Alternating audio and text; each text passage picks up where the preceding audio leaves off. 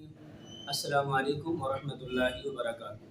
सामीन मोहतरम, आप हज़रात तक इंशाअल्लाह ताला हम वो रिवायात पहुँचाएँगे कि जिन रिवायात को लोग कुरान व हदीस का हिस्सा समझते हैं, लेकिन ना वो रिवायात कुरान में मौजूद होती हैं और ना ही वो अहादीस रसूल सल्लल्लाहु अलैहि वसल्लम में मौजूद होती हैं।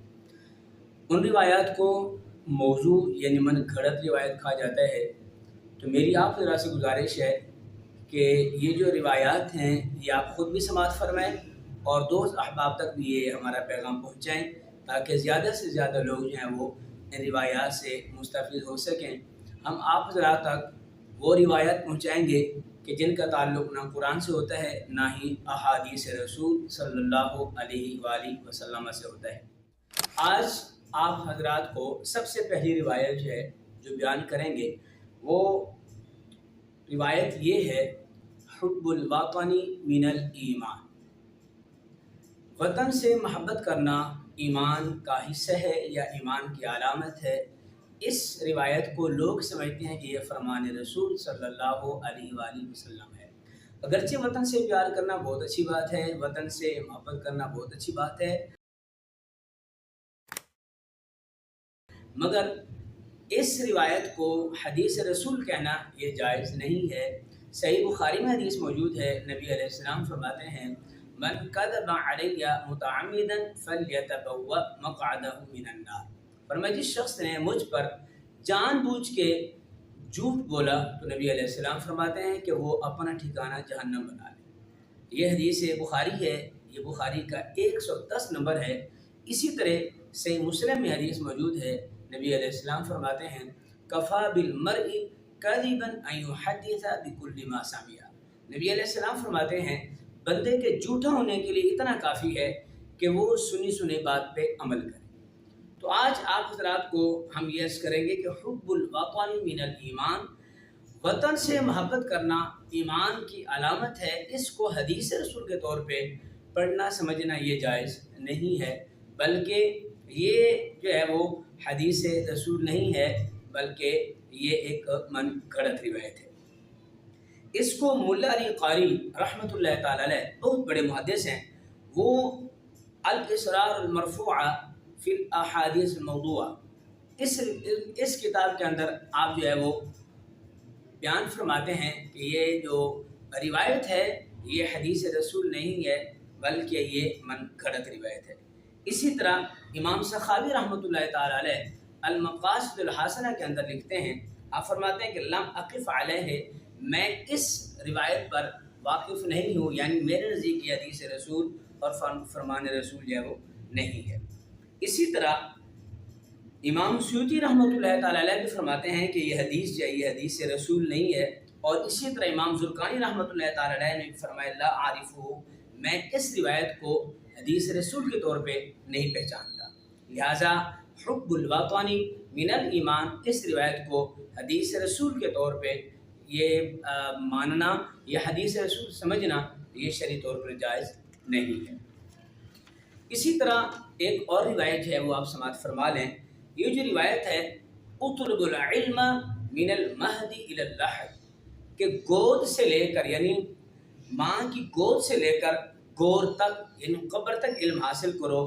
इस रिवायत को भी लोग जो है वो समझते हैं शायद ये हदीस रसूल है।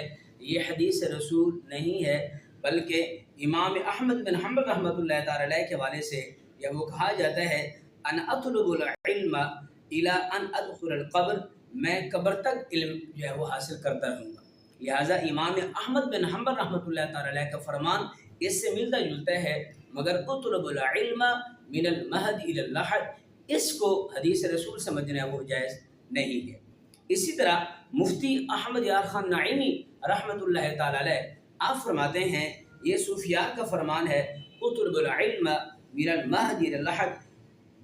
मिरादुल मनाजी के अंदर जिल्द नंबर 1 सफ़ा नंबर 203 पर जो है वो इस रिवायत को नकल करते हैं। आप फरमाते हैं ये सूफिया का फरमान है, औलिया का फरमान है, उतलुबुल इल्म मिनल महदी इलल लहद, कि माँ की गोद से लेकर गोर तक यानी कब्र तक इल्म हासिल करो। ये हदीस रसूल नहीं है, بلکہ یہ اولیاء صلحاء کا یہ فرمان ہے، لہٰذا اس روایت کو بھی حدیث رسول سمجھنا جو ہے یہ جائز نہیں ہے۔ اسی طرح ایک اور روایت بیان کی جاتی ہے، الدنیا مزرعۃ الآخرہ، دنیا آخرت کی کھیتی ہے۔